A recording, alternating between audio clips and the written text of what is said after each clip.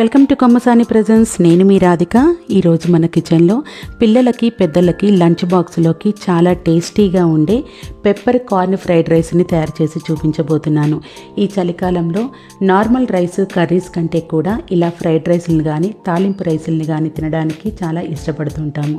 పిల్లలైతే ఈ ఫ్రైడ్ రైస్ని కనుక మీరు లంచ్ బాక్స్లో పెడితే ఒక్క మెతుకు కూడా మిగల్చకుండా ఇంటికి తీసుకొస్తారు. అండ్ పదే పదే ఇదే చేయమని కూడా అడుగుతుంటారు. అంత టేస్టీగా ఉంటుంది.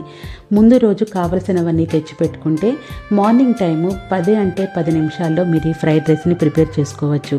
దీనికి కావలసిన పదార్థాలు స్వీట్ కార్న్, బఠానీ, అలాగే క్యారెట్, క్యాప్సికమ్ ఉంటే క్యాప్సికమ్, లేకపోతే స్కిప్ చేసేయచ్చు. తర్వాత స్ప్రింగ్ ఆనియన్స్, కొత్తిమీర, ఒక పచ్చిమిర్చి సన్నటి తరుగు. ఇవి కావలసిన పదార్థాలు.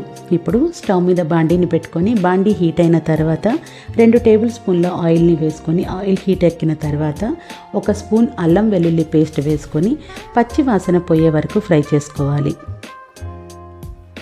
ఇవి ఫ్రై అయిన తర్వాత బఠానీ పచ్చివి లేకపోతే నానబెట్టినవి కూడా వేసుకోవచ్చు. క్యారెట్, స్వీట్ కార్న్, పచ్చిమిర్చి సన్నగా తరుక్కున్నది వేసుకోవాలి. ఇవి వేసుకొని ఫ్లేమ్ని మీడియంలో పెట్టుకొని ఫ్రై చేసుకోవాలి. మీరు దీంట్లో క్యాలీఫ్లవర్ని యాడ్ చేయాలంటే యాడ్ చేయొచ్చు. పొటాటోస్ని ఫ్రై చేసి కూడా యాడ్ చేసుకోవచ్చు. బట్ ఇంతవరకు చాలా సింపుల్గా తయారైపోతుంది అండ్ చాలా టేస్టీగా కూడా ఉంటుంది.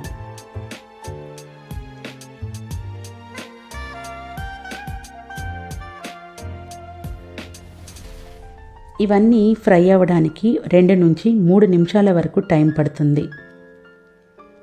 తర్వాత దీంట్లో వెనిగర్కున్న మూతతో హాఫ్ మూత వెనిగరు, హాఫ్ మూత సోయా సాస్ని వేసుకొని ఒకసారి మొత్తం కలుపుకోవాలి. తర్వాత ఉడికించి పెట్టుకున్నటువంటి రైస్ని వేసుకోవాలి. నేనైతే ఇక్కడ బాస్మతి రైస్ని యూస్ చేశాను. మీరు నార్మల్ రైస్ని కూడా యూస్ చేసి చేసుకోవచ్చు.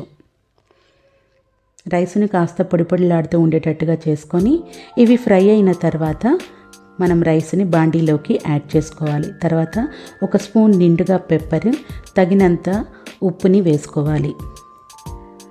ఇంకా వేరే ఎక్కడ స్పైసీలు మనం ఏది యాడ్ చేయము. ఓన్లీ పెప్పర్ని మాత్రమే యూస్ చేస్తున్నాము. ఈ పెప్పర్ ఫ్లేవర్ కూడా ఎక్కువగా అవుతుందని అనుకోవద్దు. ఫ్లేవర్ చాలా బాగుంటుంది. అంత ఘాటుగా కూడా ఏమీ ఉండదు. చలికాలంలో ఈ పెప్పర్ ఫ్లేవర్ కూడా చాలా బాగుంటుంది. జలుబు చేసినా కానీ ఎవరైనా సరే కఫ్ తోటి ఇబ్బంది పడుతున్నా కానీ ఈ పెప్పర్ ఫ్లేవర్ అనేది చాలా బాగుంటుంది. పెప్పర్ని యాడ్ చేసుకున్న తర్వాత ఫ్లేమ్ని హైలో పెట్టేసుకొని 5 నిమిషాల వరకు ఫ్రై చేసేసుకోవాలి రైస్ని. 5 నిమిషాల తర్వాత స్ప్రింగ్ ఆనియన్స్, కొత్తిమీర వేసుకొని మరొక 2 నిమిషాల పాటు ఫ్రై చేసుకోవాలి.